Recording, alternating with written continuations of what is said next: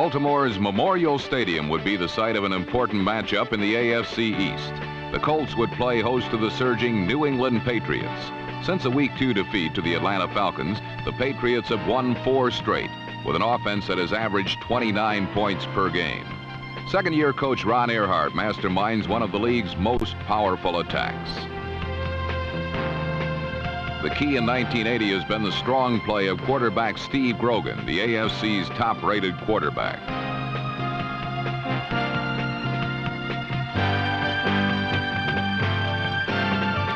Grogan's counterpart is Burt Jones. Jones' freedom from injury this season has enabled the Colts to return to the contender status they enjoyed in the mid-1970s. Rookie coach Mike McCormick has benefited from Jones' help, and his Colts enter the game with a 4-2 record. A victory over the Patriots would put Baltimore in the middle of the AFC East playoff picture. An Eastern showdown as the New England Patriots battle the Baltimore Colts. Another Eastern Division showdown occurred some 120 miles north in Philadelphia's Veterans Stadium.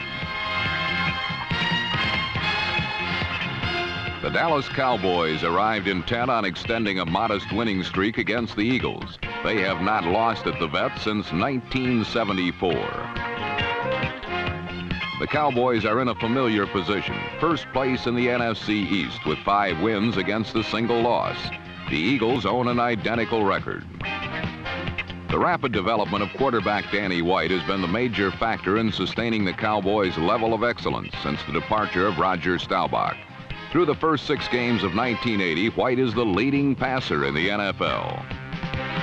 Dallas coach Tom Landry hopes to find out how good his Cowboy team really is. He has some doubts about his team's ability, while Philadelphia has some doubts regarding its premier running back Wilbert Montgomery, still feeling the painful after effects of a hip pointer.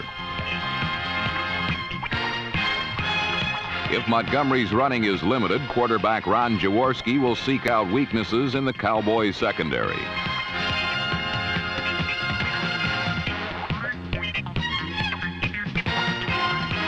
The matchup could prove to be a turning point for both Dallas and Philadelphia, with the winner taking over sole possession of first place in the NFC East. While south in Baltimore, New England and the Colts square off for the top spot in the AFC East. It's showdown time in the East for the Patriots and Colts and for the Cowboys and Eagles in a doubleheader on our NFL Game of the Week.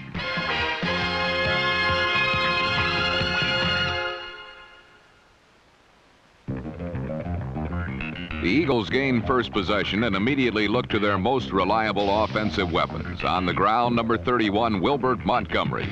And through the air, number 17, Harold Carmichael. Carmichael extended his streak of consecutive games with at least 1 catch to 119, relying on agility seldom seen in a 6-foot 8-inch receiver. From the Dallas 24-yard line, barefoot kicker Tony Franklin stepped into the Eagles' first scoring opportunity. But what appeared to be a fake kick was not.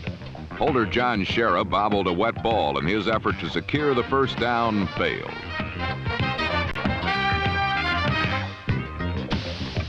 Dallas had the first break of the day and prepared to challenge the number 1 defense in the NFL. Dependable Drew Pearson, number 88, recorded the Cowboys' first substantial gain of the day, 21 yards. The next time Danny White sought out Pearson, it was in a crowd, and Eagle linebacker Frank LeMaster, number 55, stepped in to thwart the drive.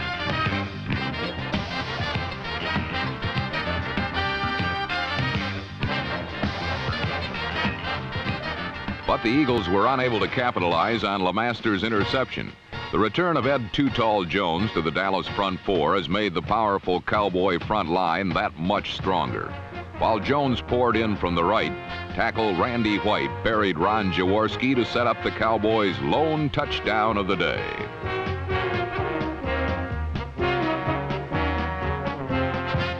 Linebacker Mike Hegman, number 58, recovered the Philadelphia fumble and gave Dallas the early lead.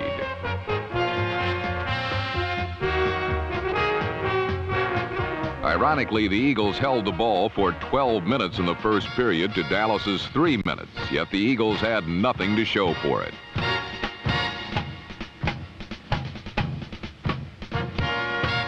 Unable to generate an effective running game, Jaworski utilized both of his tight ends, first connecting with number 84, Keith Krefley, then with number 88, John Spagnola.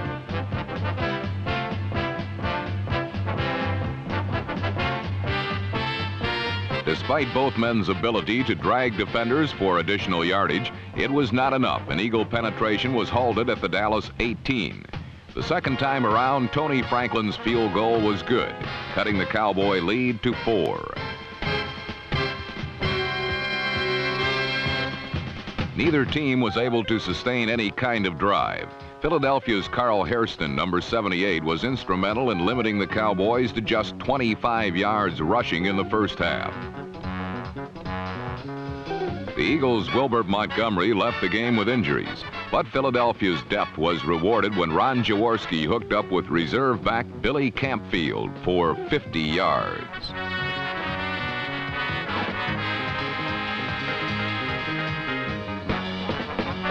The swift three-play drive ended when Jaworski avoided the Dallas rush and located his secondary receiver, Harold Carmichael.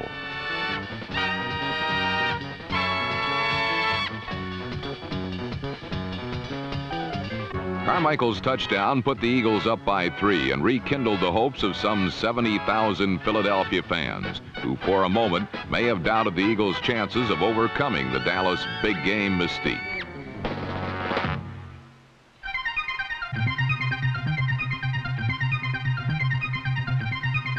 Dallas's Tony Dorsett had little success against the Eagle line and picked up just 17 first-half yards before leaving the game with injuries.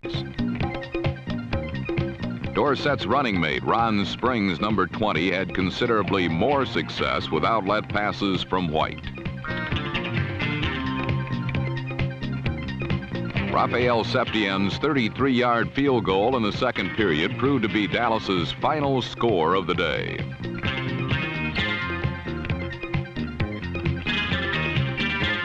Tom Landry's encouragement did little to get his offense moving, although Drew Pearson, number 88, did pick up 108 yards on 9 catches.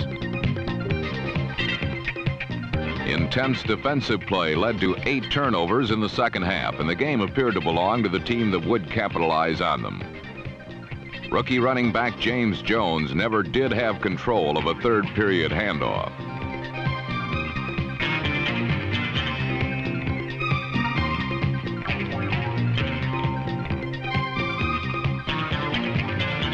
Four plays later, Dallas cornerback Steve Wilson, number 45, returned an interception 19 yards with a little help from his friends.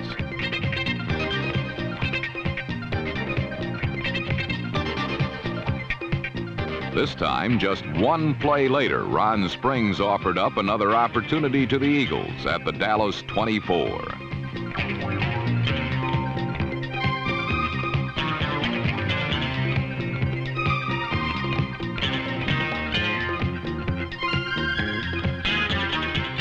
When Louis Giamona, number 33, brought the Eagles 15 yards closer to the Cowboy goal line, it seemed like the Eagles would finally break the scoring drought. But indeed, the Christmas season came early to Veterans Stadium as fullback Leroy Harris, number 20, presented yet another gift to the Dallas defense.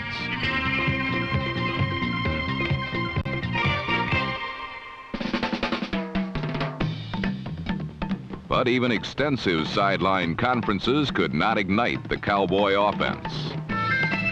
The ball changed hands 9 times in the fourth quarter as the turnover rate reached astronomical proportions. When Dallas tackled John Dutton, number 78, gave the Cowboys field position at the Philadelphia 39, Danny White opted to pull the trigger on the shotgun and go long to Preston Pearson.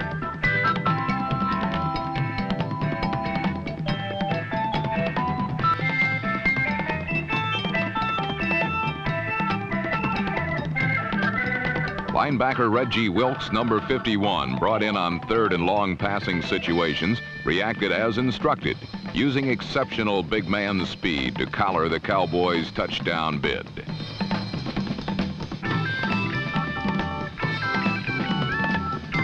With the game still tied at 10, the Eagles got a late game break on a Max Runniger punt.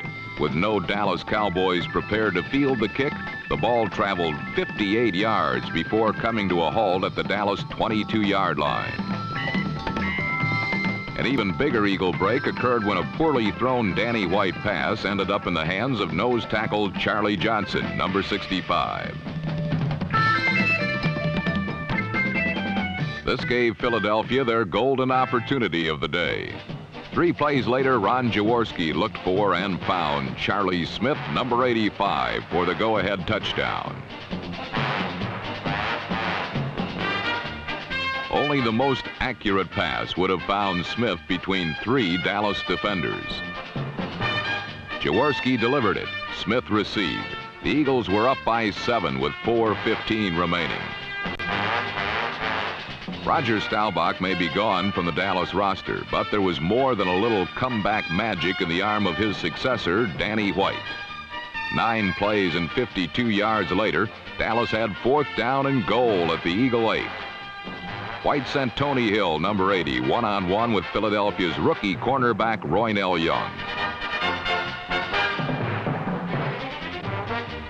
Young responded with a deflection that ended the Cowboys' last-minute chance at a tie ball game. The classic defensive battle earned the Eagles sole possession of first place in the NFC East.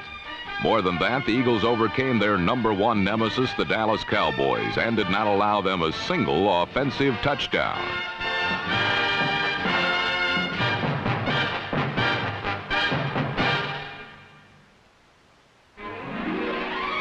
In Baltimore, pregame festivities were the order of the day as the Colts prepared to take their first legitimate step as AFC East contenders in more than 2 years. The opponent was the streamlined Patriots, a team that can match their offensive weapons with any in the NFL. Patriot firepower struck early and often. Steve Grogan attacked Baltimore's defensive weakness, the secondary, as he marched the Patriots 95 yards on their first possession. The final 37 came on this throw to Harold Jackson.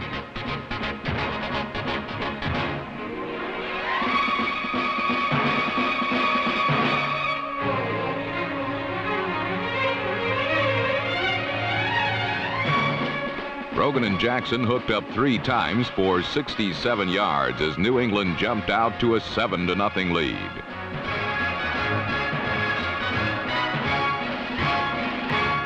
A healthy Burt Jones has meant a healthy Baltimore offense in 1980. Jones matched New England blow for blow as he teamed with his favorite target, Roger Carr, number 81.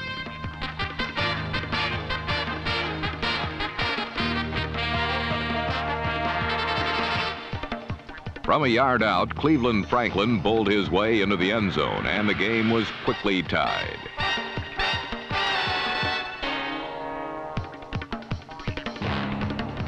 A seesaw battle had emerged in the first quarter. Grogan made certain it would continue.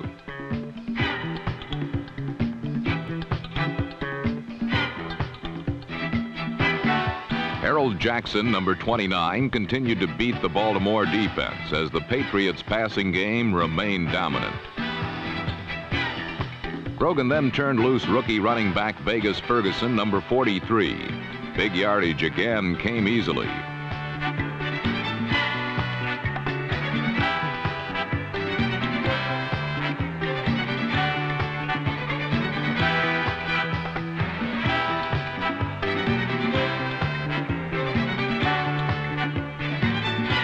Ferguson's run set up New England's second score of the afternoon, a 27-yard field goal by John Smith.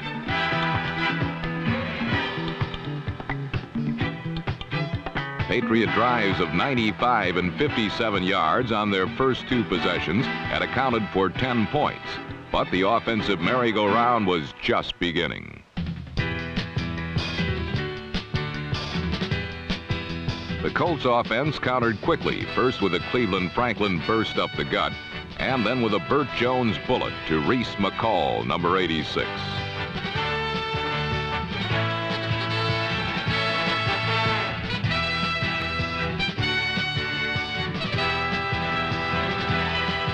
Jones' strikes had beaten previously undefeated Buffalo a week earlier. Now he would give the same treatment to the once-beaten Patriots.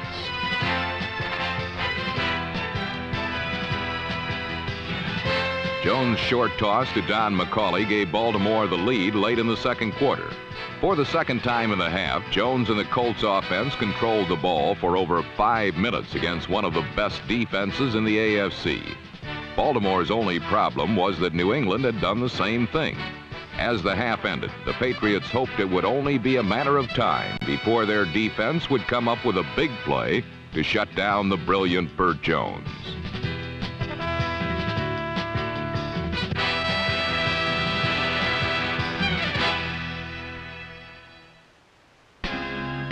Defense, a commodity that had been sorely lacking in the first half. For the Colts, it had been missing for much of the season. That would have to change if Baltimore was to upset the Patriots. On this Sunday, it was not to be.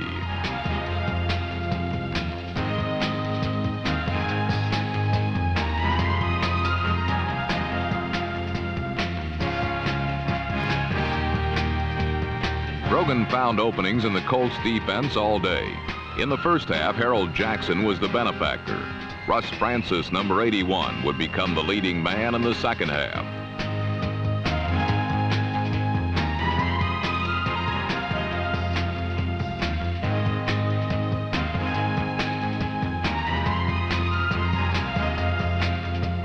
In the age of the forward pass, a strong running game has become the successful byproduct of a precise passing attack.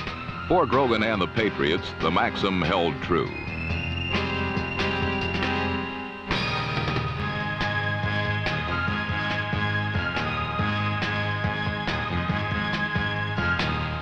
Don Calhoun forged through the middle of the Colts defense without much interference.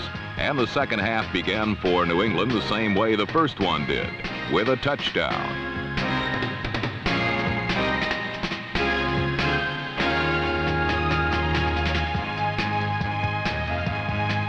While Baltimore's defense could not stop the Patriots' offense, neither could New England's defense shut down the Colts' attack.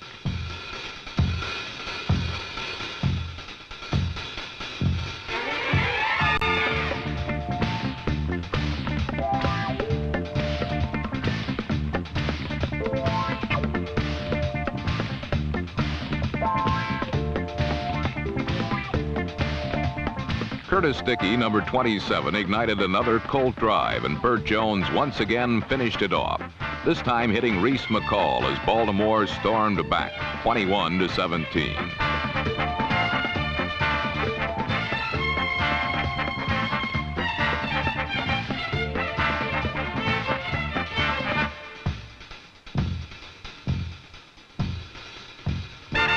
The difference in Baltimore in 1980 has been Burt Jones.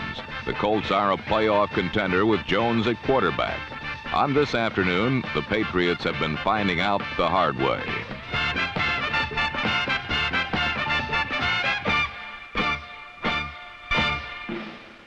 Unfortunately for Baltimore, Jones only plays on offense. The Colts' inability to stop New England kept coming back to haunt them.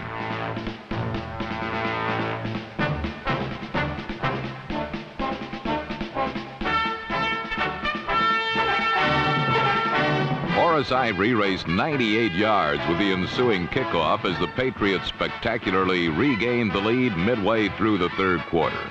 How many times could Burt Jones bring the Colts back against the number 3 ranked defense in the AFC? That question would be quickly answered.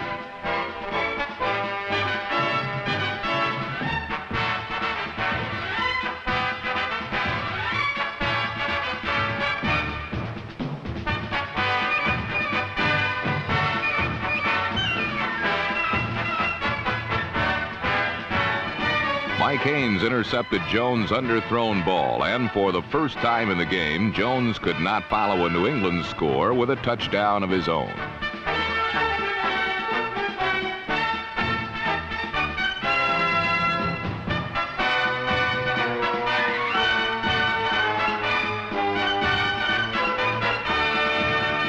Haynes' play, reminiscent of one he pulled off in 1976 against Jones in a New England victory, swayed the contest in the Patriots' favor.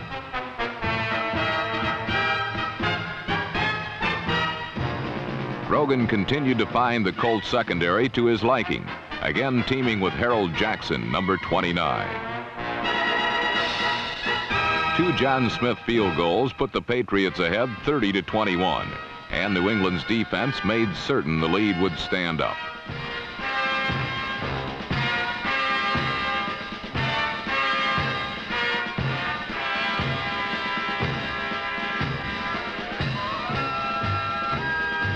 Grogan's passing helped give the Patriots an insurance touchdown late in the fourth quarter, and the 37-21 count would be the final score.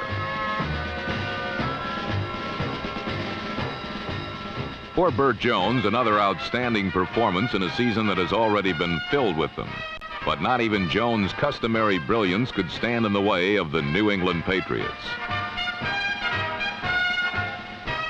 1980 has witnessed the emergence of a strong Patriot team, a team that is capable of playing the best football in the NFL. New England coach Ron Earhart can now look ahead to next week and another divisional showdown with the second-place Buffalo Bills. His Patriots stand alone on top of the AFC East after a hard-fought but convincing victory over the Baltimore Colts. Through the NFL's first 7 weeks, Earhart's Patriots have been the class of the AFC.